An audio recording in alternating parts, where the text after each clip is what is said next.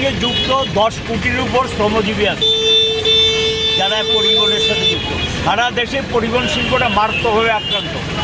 Diesel পেট্রোলের দাম, spare পার্টসের দাম বেড়েছে, ট্যাক্সের বোঝা বিরাট আকার ধারণ করেছে, ফি প্রায় 100 গুণ বাড়িয়ে দিয়েছেন।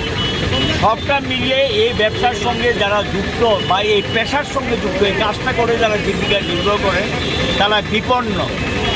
আমাদের রাজ্যে লক্ষ্য করে বিজেপি সরকার ক্ষমতা আসার পর তারা ফি সহ সমস্ত কিছু বাড়িয়ে দিয়েছে এবং লক্ষ্য করা গেছে যে এখানে বিমা প্রিমিয়াম প্রায় 200 গুণ বাড়িয়েছেন, বিমার প্রিমিয়াম। তো এই অবস্থাতে তাদের পোষায় না।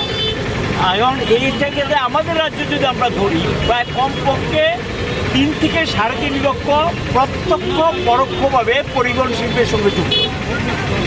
কেউ নিজেরা সেলফ এমপ্লয়মেন্ট, অটো যারা চালান, এবং এরা যদি কর্মহীন হয়ে যায় অবস্থাটা কোথায় গিয়ে দাঁড়াবে।